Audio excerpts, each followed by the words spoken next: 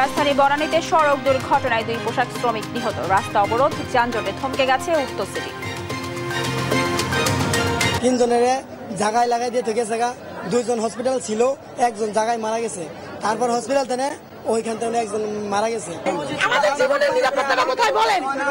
একটা মানুষের মেয়েটা আমরা পিছে আসতেছি, ওইরকম থামাই নাই, মেয়েটারে দাঁড় করাইয়া মাইরে দিয়ে আবার গেছে। মাগুরায় শিশু ধর্ষণের ঘটনায় আসামিরা রিমান্ডে। সহিংসতার প্রতিবাদে দেশজুড়ে বিক্ষোভ, অবরোধ, দ্রুত বিচার দাবি। আমরা চাই ধর্ষক মুক্ত বাংলাদেশ তৈরি হোক।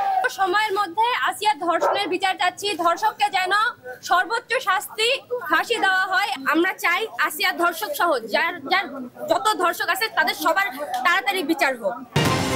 সহিংসতার প্রতিবাদে ছাত্রদল ও মহিলা দলের মানববন্ধন। প্রশাসন ঠিক থাকলে ধর্ষণ, খুন, জখম বাড়ত না, মন্তব্য রিজভী। সংস্কাররা কাজের জন্য নির্বাচন পেছাবে না, জানালো ঐকমত্য কমিশন। প্রতিটি রাজনৈতিক দলের মতামতে নেওয়া হবে সিদ্ধান্ত। পূর্বাঞ্চলে প্লট জালিয়াতিতে শেখ হাসিনা পরিবারের সংশ্লিষ্টতার প্রমাণ দুদকের হাতে। 23 জনের বিরুদ্ধে 8টি চার্জশিট দাখিল। চৌধুরী আলম গুমের ঘটনায় 18 জনের বিরুদ্ধে ট্রাইব্যুনালের অভিযোগ। আওয়ামী লীগ নেতা মায়া ও সাবেক নেতা সেনা কর্মকর্তা জিয়া অভিযুক্ত। এবং সিরিয়ায় আসাদপন্থীদের খোঁজে ঘরে ঘরে অভিযান। 3 দিনে 1300-র বেশি মানুষ নিহত। দেশকে বিভক্তির ষড়যন্ত্র, দাবি প্রেসিডেন্টের। দেখছিলেন শিরোনাম সংবাদ দুপুরের, সঙ্গে আছি আমি রাবিয়া ইসলাম স্নেহা। এবার বিস্তারিত। লরির ধাক্কায় 2 গার্মেন্টস কর্মীর মৃত্যুর ঘটনাকে কেন্দ্র করে সড়ক অবরোধ করে বনানী চেয়ারম্যান বাড়ি এলাকার পোশাক শ্রমিকরা।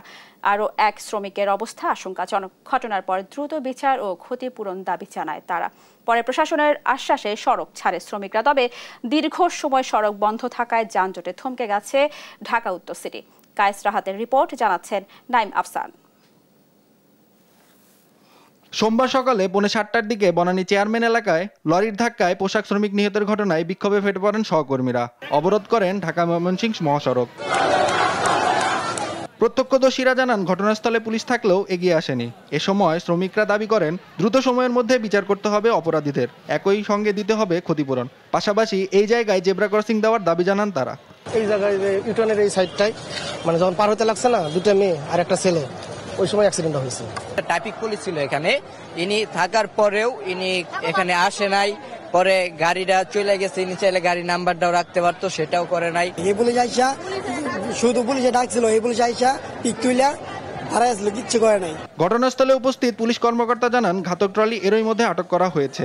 ক্ষতিপূরণের ব্যাপারটি গার্মেন্টস মালিকদের সাথে কথা বলে ঠিক করা হবে। যারা অ্যাক্সিডেন্টটা ঘটাইছে তাদেরকে আমরা গ্রেপ্তারের ব্যবস্থা করতেছি। গ্রেপ্তার করলে দেন ক্ষতিপূরণ এই বিষয়গুলো না আসবে, ইনশাআল্লাহ সবই সমাধান হবে। অবরোধে দুর্ঘটনাস্থলের 2 পাশে যানজটের সৃষ্টি হয়। ফলে বনানী কাকলি ক্রসিং ও আমতলীতে ডাইভারশন দেওয়া হয়েছে। নাইম আফসান, দেশ টিভি, ঢাকা।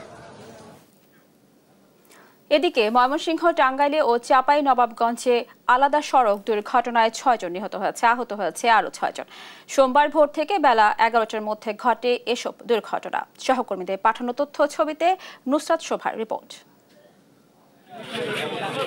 ময়মনসিংহের ফুলপুরে ট্রাক চাপায় সিএনজি অটোরিকশার 3 যাত্রীর মৃত্যু হয়েছে। সোমবার সকাল 9টার দিকে ফুলপুরের চাঁদপুর ব্রিজ এলাকায় এ দুর্ঘটনা ঘটে। জানা যায়, যাত্রীবাহী অটোরিকশাটি ফুলপুরের দিকে যাচ্ছিল। চাঁদপুর ব্রিজ এলাকায় পৌঁছালে বিপরীত দিক থেকে আসা দ্রুত গতির একটি ট্রাক তাদের চাপা দেয়। এতে অটোরিকশার 3 যাত্রী ঘটনাস্থলেই মারা যান। আহত 3 জনকে উদ্ধার করে হাসপাতালে পাঠান স্থানীয়রা। আমরা লাশ নিয়ে থেকে থানায় আছি, আমরা বিচার চাচ্ছি উপযুক্ত শাস্তি যাতে ট্রাক ড্রাইভারের উপর।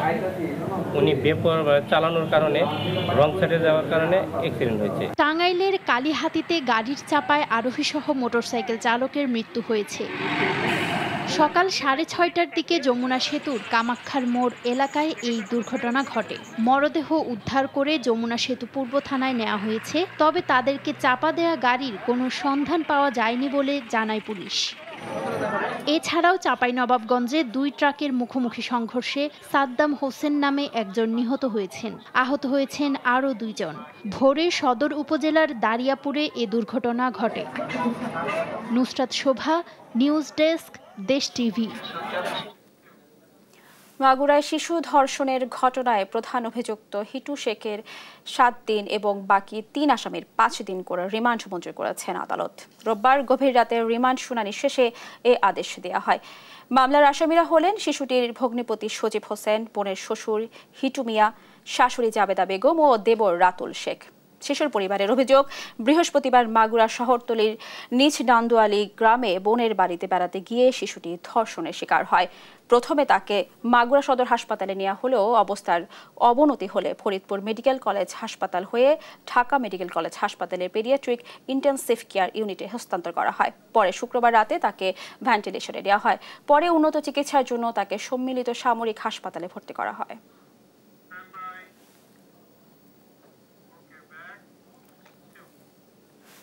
মাগুরায় শিশু ধর্ষণ ও নারীর প্রতি সহিংসতার প্রতিবাদে দেশের বিভিন্ন স্থানে বিক্ষোভ মিছিল ও প্রতিবাদ সমাবেশ হয়েছে।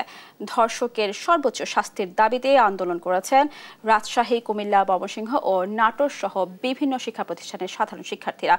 জাতীয়তাবাদী ছাত্র দলের পক্ষ থেকেও বিভিন্ন শিক্ষা প্রতিষ্ঠানে মানববন্ধন হয়েছে। সহকর্মীদের পাঠানো তথ্য ও ছবিতে সালমা জাহানের রিপোর্ট। দেশ জুড়ে নারীর প্রতি সহিংসতার প্রতিবাদে এবং ধর্ষকের সর্বোচ্চ শাস্তির দাবিতে সোমবার সকালে রাজশাহীর তালাইমারি মোড়ে সড়ক অবরোধ করে ঘণ্টাব্যাপী বিক্ষোভ চলে। পরে রাজশাহী বিশ্ববিদ্যালয়ের প্রধান ফটকের সামনে অবস্থান নিয়ে বিক্ষোভ করেন শিক্ষার্থীরা।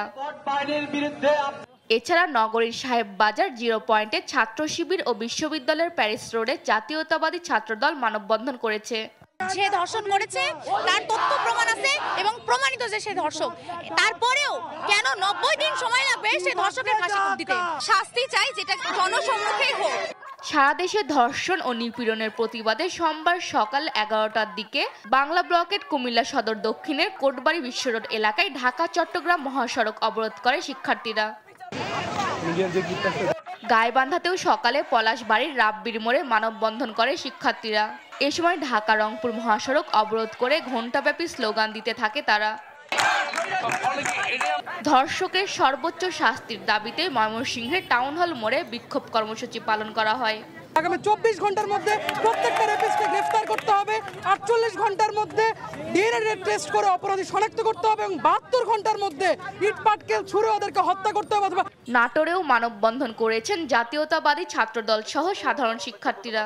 আমাদের নারীদের কোনো নিরাপত্তা নেই, স্বাধীন বাংলাদেশে নারীদের কোনো স্বাধীনতা নেই। অপরাধীদের দৃষ্টান্তমূলক শাস্তির ব্যবস্থা করা হয়। ধর্ষণ ও হত্যা চেষ্টার আসামিদের ফাঁসির দাবিতে মানববন্ধন করেছে মাগুরার আইনজীবী সমিতি। জয়পুরহাটে ধর্ষকের সর্বোচ্চ শাস্তির দাবিতে জনসম্মুখে ধর্ষকের প্রতীকী ফাঁসির মঞ্চ তৈরি করেছেন বৈষম্য বিরোধী ছাত্ররা।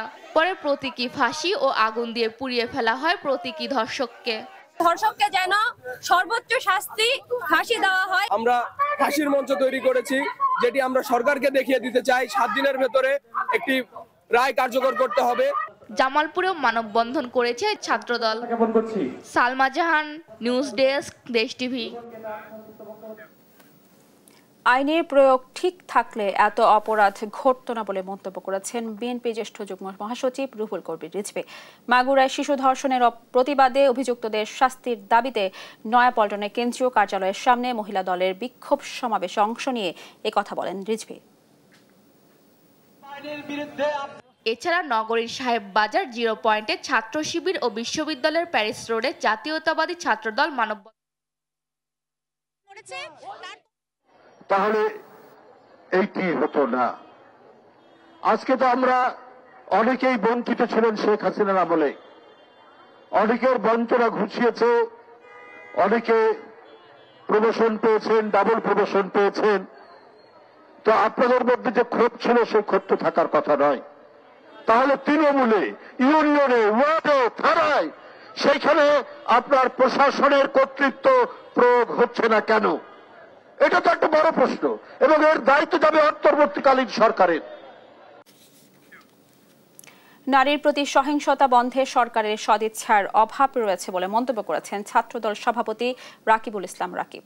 সোমবার দুপুরে হাইকোর্টের সামনে জাতীয়তাবাদী ছাত্রদলের উদ্যোগে দেশব্যাপী ধর্ষণ, নিপীড়ন ও নির্যাতনের প্রতিবাদে মানববন্ধন কর্মসূচি পালন করে জাতীয়তাবাদী ছাত্রদল। কর্মসূচিতে ছাত্রদলের সভাপতি রাকিবুল ইসলাম রাকিব ও সাধারণ সম্পাদক নাসির উদ্দিন নাসির বক্তব্য রাখেন। এ সময় নারী নিপীড়ন সহ সব অপরাধের দোষীদের দ্রুত বিচার দাবি করেন তারা।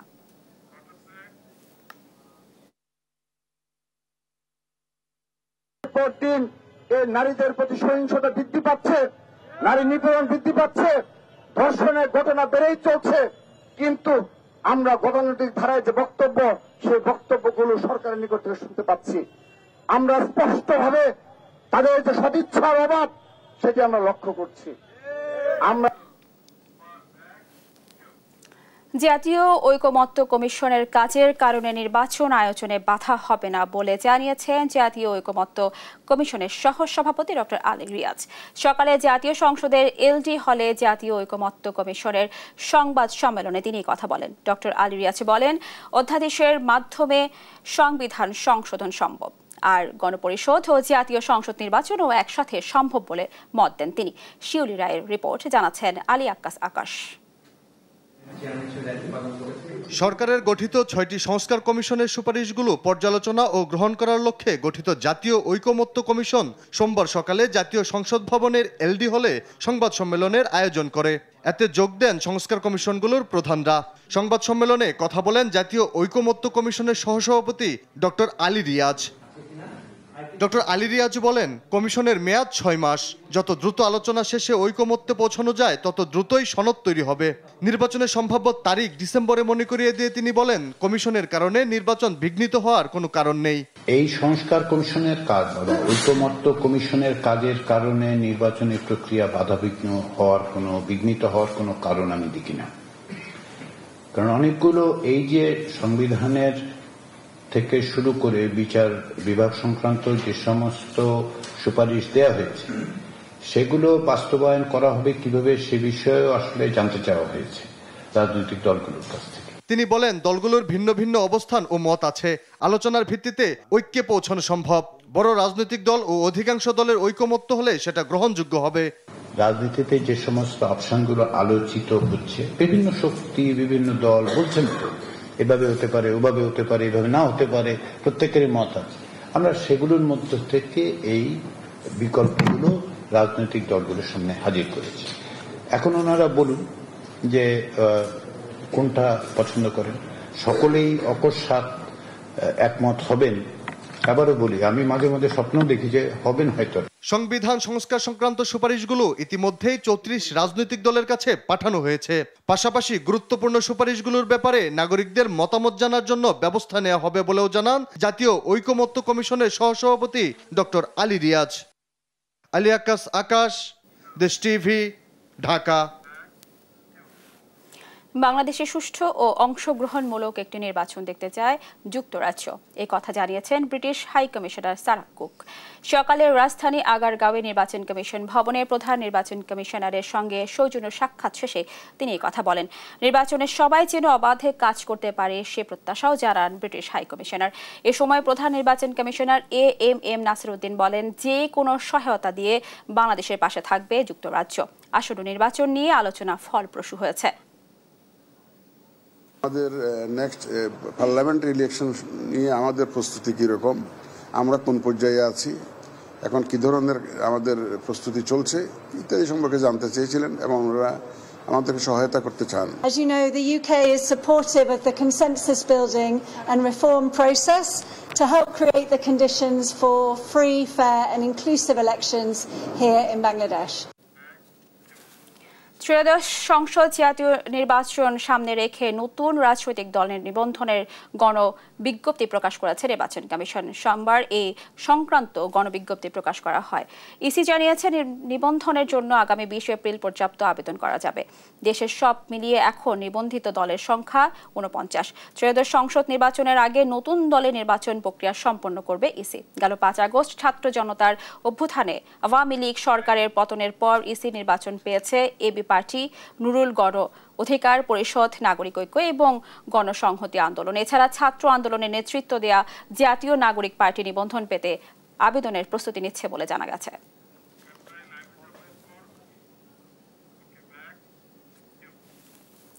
নির্বাচন কমিশনের কার্যক্রমের খবর জানাতে সরাসরি যুক্ত হচ্ছে সহকর্মী শিউলি রায়।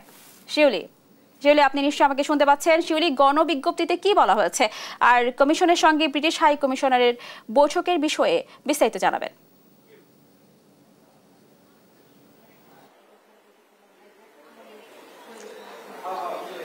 জি, ইতিমধ্যে কিন্তু আসলে সবাই জেনে গেছেন যে নির্বাচন কমিশন থেকে কিন্তু নতুন রাজনৈতিক দলের জন্য গণবিজ্ঞপ্তি তারা জারি করেছেন এবং এখানে কিন্তু বলা হয়েছে যে নতুন রাজনৈতিক দল তারা নিবন্ধন প্রক্রিয়া সম্পন্ন করার জন্য কিন্তু সময়সীমা পাচ্ছে 20 এপ্রিল পর্যন্ত।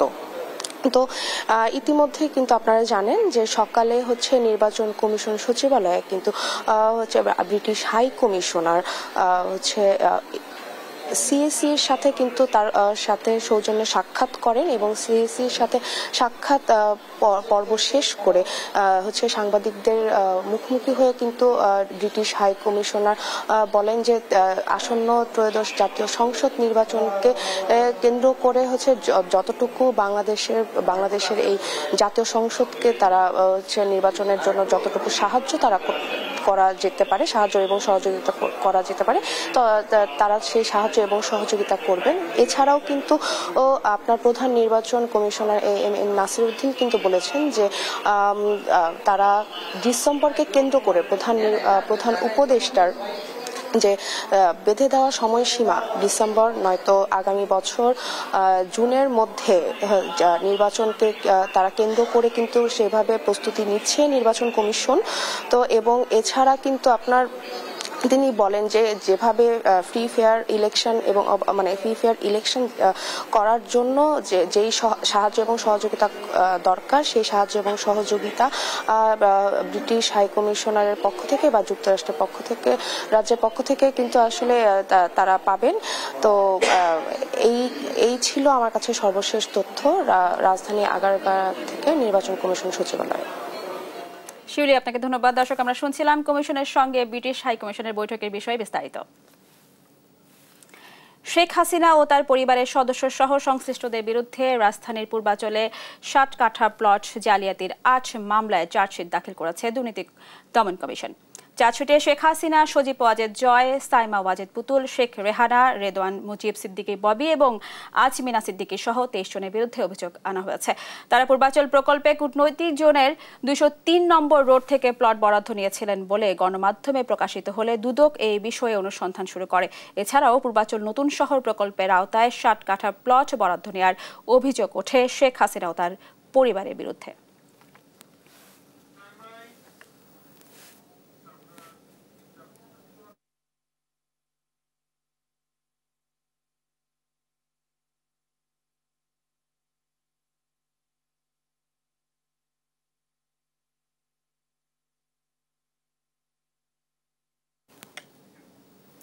দর্শক, দুদক মহাপরিচালক কথা বলছেন, আমরা সরাসরি চলে যাচ্ছি সেখানে।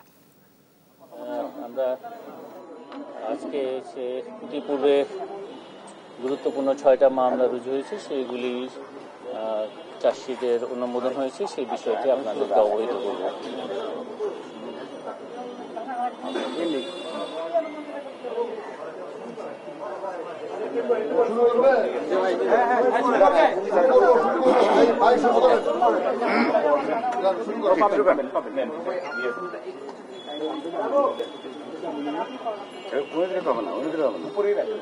আমরা কিছু বলা লাগবে তাকে, মামলা হয়েছিল, কোন মামলার চার্জশিট দিয়েছে, সিনপসিসটা লাগবে আমাদের।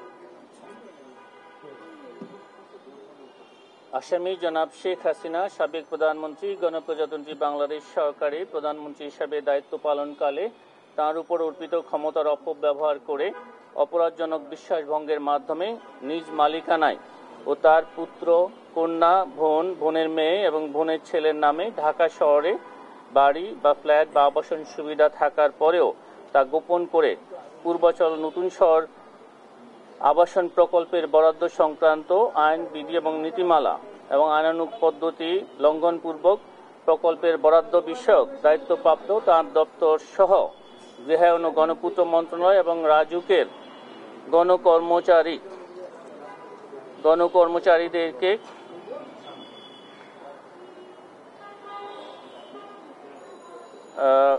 প্লট বরাদ্দ সংক্রান্ত আবেদন বিবেচনাযোগ্য না হওয়া সত্ত্বেও সংশ্লিষ্ট রাজুকের কর্মকর্তা এবং গণপূর্ত মন্ত্রণালয়ের কর্মকর্তাবৃন্দ জেনে শুনে সজ্ঞানে পরস্পর যোগ সাজসে নিজেরা লাভবান হওয়া এবং অন্যকে লাভবান করার অসৎ উদ্দেশ্যে বর্ণিত পূর্বাচল আবাসন প্রকল্পের অতি মূল্যবান কূটনৈতিক এলাকায় ২৭ নং সেক্টরে ২০৩ নং রাস্তার প্লট নং 009 নিজ নামে বাস্তব দখল সহ রেজিস্ট্রি মূল্যে গ্রহণ করে এবং রেজিস্ট্রেশন মূল্যে হস্তান্তর করে এবং হস্তান্তর গ্রহণ করার অবৈধ সুবিধা দিয়ে প্রতারণামূলকভাবে বেআইনি অনুগ্রহ প্রদর্শনের মাধ্যমে আসামিগণ অপরাধ করেছেন মর্মে তদন্তকালে প্রমাণিত হয়েছে।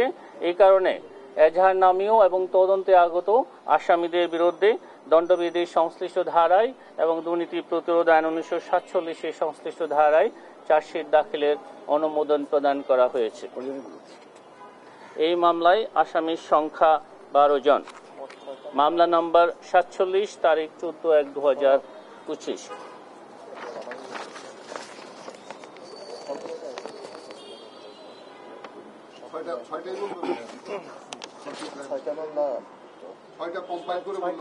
বললে আমাদের জন্য আসামিটা উনি তৃতীয়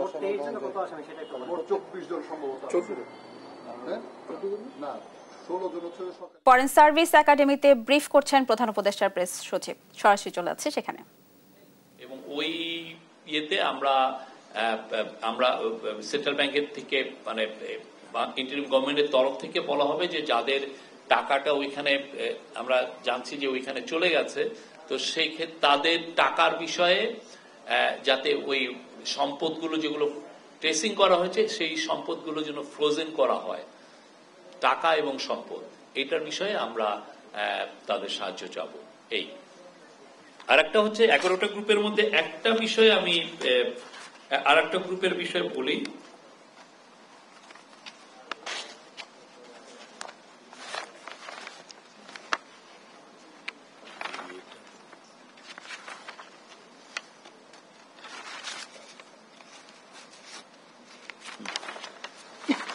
সাইফুজ্জামান চৌধুরী ও তার স্বার্থ সংশ্লিষ্ট ব্যক্তি এবং প্রতিষ্ঠান সমূহ। আপনি জানেন সাইফুজ্জামান চৌধুরী আগের গভর্নমেন্টের একজন ইনফ্লুয়েন্সিয়াল মিনিস্টার ছিলেন। উনার সম্পর্কে আপনি দেখেন আল জাজিরা কি বিশাল একটা রিপোর্ট করেছে, ব্লুমবার্গ করেছে, অন্যান্য ইন্টারন্যাশনাল নিউজ এজেন্সি এবং নিউজ মিডিয়া তাকে নিয়ে রিপোর্ট করেছে। উনি পুরো লন্ডনে, যেটা আমরা নিউজ পেপারগুলোতে দেখেছি যে লন্ডনের ব্লক আফটার ব্লক উনি কিনে ফেলেছেন এবং এটা পুরো বাংলাদেশের মানুষের টাকা, বাংলাদেশের মানুষের থেকে চুরি করা টাকা। তো তার ব্যাপারে যেটা এসছে বিএফআইইউর মানে যৌথ তদন্ত দল যেটা পেয়েছে জালিয়াতি মামলা দায়ের হচ্ছে জালিয়াতি, প্রতারণা এবং অন্যান্য অপরাধমূলক অভিযোগে দায়েরকৃত মামলাসমূহ তদন্তাধীন। কর ফাঁকি দেওয়ার অভিযোগে এনবিআর এর 11টি মামলা তার বিরুদ্ধে তদন্ত হচ্ছে। আদালত কর্তৃক অ্যাটাচ করা হয়েছে হলো 20 কোটি টাকার মূল্যমানের 4টি সম্পত্তি অ্যাটাচ করা হয়েছে, 2টি ফ্ল্যাট এবং 31,594.39 ডেসিমেল সম্পত্তি সংযুক্তির জন্য আদালতে আবেদন করা হয়েছে।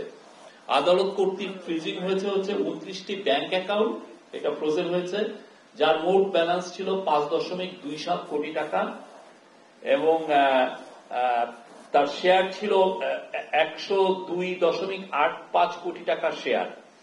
আর MLAR প্রেরণ মানে এটা নিয়ে আমরা বিদেশে আমরা জানিয়েছি এই ওর সম্পত্তির বিষয়ে, সেটা হচ্ছে যে UAE তে মানে ইউনাইটেড আরব আমিরাতে তার 228টি, যুক্তরাষ্ট্রের 7টি এবং যুক্তরাজ্য মানে ইউনাইটেড কিংডমে 343টি সম্পত্তি সংযুক্তির জন্য আমরা বলেছি এবং এই তিনটি এই বিষয়ে তাকে এই জানানোটাই আমরা যেটা হলো পররাষ্ট্র মন্ত্রণালয়ের মাধ্যমে পাঠানো হয়েছে এবং 2 জন ব্যক্তির আন্তর্জাতিক ভ্রমণে নিষেধাজ্ঞা আরোপ করা হয়েছে। এটা ছিল এটা আমরা আরো এর বিষয়ে আরো আপনাদেরকে আরো ডিটেইলস দিব। এটারে আমরা এইখান থেকে কিছু কিছু যেগুলো বুলেট পয়েন্ট। যশোরের রাষ্ট্রদ্রোহ মামলায় বিএনপির ভারপ্রাপ্ত চেয়ারম্যান তারেক রহমানকে বেকসুর খালাস দিয়েছে আদালত। সোমবার দুপুরে জেলা ও দায়রা জজ আদালতের বিচারক শেখ নাজমুল আলম এই আদেশ দেন। যশোর জেলা আওয়ামী লীগের সাংগঠনিক সম্পাদক আফজাল হোসেন 2015 সালে তারেক রহমানের বিরুদ্ধে রাষ্ট্রদ্রোহিতার মামলা করেন। মামলায় উল্লেখ করা হয় তারেক রহমান বঙ্গবন্ধু শেখ মুজিবুর রহমানের বিরুদ্ধে ঘৃণা, বিদ্বেষ, অবজ্ঞা ও কুরুচিপূর্ণ বক্তব্য প্রদান করেন যা রাষ্ট্রদ্রোহিতার শামিল। এরপর আদালতের নির্দেশে যশোর কোতোয়ালি থানা পুলিশ ওই বছর 21 এপ্রিল তারেক রহমানের বিরুদ্ধে চার্জশিট দেয়। 9 বছর ধরে চলমান এই মামলায় সাক্ষ্য প্রমাণে অভিযুক্ত প্রমাণিত না হওয়ায় তারেক রহমানকে বেকসুর খালাস দেন বিচারক। আওয়ামী লীগের আমলে প্রথম গুমের শিকার বিএনপি নেতা কাউন্সিলর চৌধুরী আলমের ঘটনায় বিচার চেয়ে ট্রাইব্যুনালে 18 জনের বিরুদ্ধে অভিযোগ দায়ের করেছে তার পরিবার। সোমবার সকালে আন্তর্জাতিক অপরাধ ট্রাইব্যুনালে অভিযোগ দায়ের করেন তার ছেলে আবু সাইদ চৌধুরী হিমু। তিনি বলেন 2010 সালের জুলাই মাসে হাইকোর্টের এক রিট আবেদন করা হলে পুলিশ ও সরকারকে দ্রুত চৌধুরী আলমকে খুঁজে বের করার নির্দেশ দিয়েছিলেন আদালত, কিন্তু আদালতের সেই নির্দেশ আর কার্যকর হয়নি। পরিবারের অভিযোগ 2010 সালে 20 জুন গুলশানের ইউনাইটেড হাসপাতাল থেকে ফেরার পথে র্যাব পরিচয়ে কয়েকজন চৌধুরী আলমের উপর হামলা করে। পরে স্থানীয় র্যাব 1-এর বিল্লাল নামে এক সদস্যকে ধরে গুলশান থানায় নিয়ে যায়। সেদিন রাতেই র্যাব সদর দপ্তর বিল্লালকে তাদের জিম্মায় নিয়ে যায়। এরপর 15 জুন রাতে ফার্মগেটের ইন্দিরা রোডে একটি সাদা মাইক্রোবাসে করে এসে আইনশৃঙ্খলা রক্ষাকারী বাহিনীর পরিচয়ে আলমকে তুলে নিয়ে যায়। তার গাড়ি চালককে মারধর করে গাড়িও নিয়ে যায় তারা। অভিযোগে আপনার অভিযুক্তদের নামে প্রথমে আছেন মোফাজ্জল রশিদ চৌধুরী মায়া সহ, জিয়াউল আহসান সহ, খান আখতারুজ্জামান সহ আরো প্রায় 18 জন। 2010 সালের 25 জুন ইন্দিরা রোড কালিন্দি অ্যাপার্টমেন্টের সামনে থেকে তাকে নিখোঁজের পর আজ অবধি গুম অবস্থায় আছেন। বর্তমান পরিবর্তিত পরিস্থিতিতে তার সুবিচার কামনা করতেছি। গভীর রাতে রাজধানী মোহাম্মদপুর চানমিয়া হাউজিংয়ের সাবেক ডিসি বিপ্লব কুমারের বাড়িতে অভিযান পরিচালনা করে সেনাবাহিনী ও পুলিশ, তবে সেখানে তাকে পাওয়া যায়নি।